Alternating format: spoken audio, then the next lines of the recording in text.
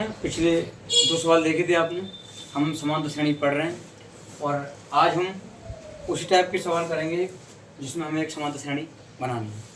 देखिए आप, ए का मान 1.25 दिया है और डी का मान -0.25 दिया है और आपको पता है कि ए क्या होता है, हमारा प्रथम पद होता है और डी हमारा बीच का अंतर होता है, जो पिछली वीडियो में बता चुका हूँ।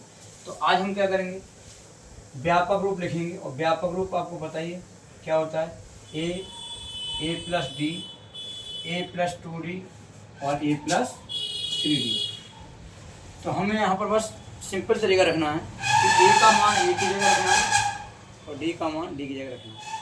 तो a का मान कितना हमारा -1.25, यहाँ पे आप देखिए a का मान कितना है -1.25 प्लस d का मान कितना हमारा -0.25, ठीक है। और इसको हम हल कर लेंगे -1.25 प्लस -0.25। आप सब ध्यान रखना कि जब भी माइनस के सवाल दिए हो और माइनस के दोनों मानो तो दोनों जुड़ जाते हैं, चिन्ह माइनस का रहता है।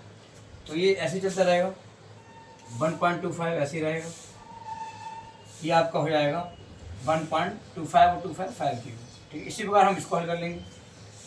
कैसे, a का मान 1.25 प्लस 2 मल्टीप्लाई डी का मान कितना है 0.25, 1.25 प्लस माइनस 25 इंटू 2 5, 0.2 के बाद 2 के बाद लगा देंगे। सब हम अगर ऐड करेंगे तो हमारा 1.75 ही आएगा। सेम इस प्रकार हम इसको हल करेंगे।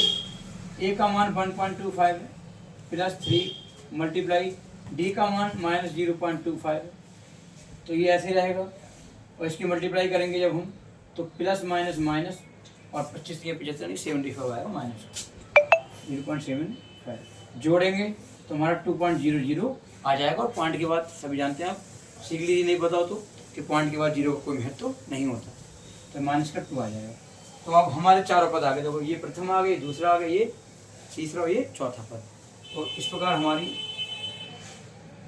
हमें समांतर श्रेणी प्राप्त हुई।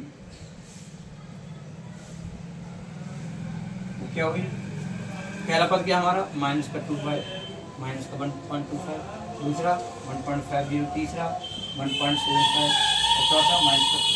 ये हमारी समांतर श्रेणी।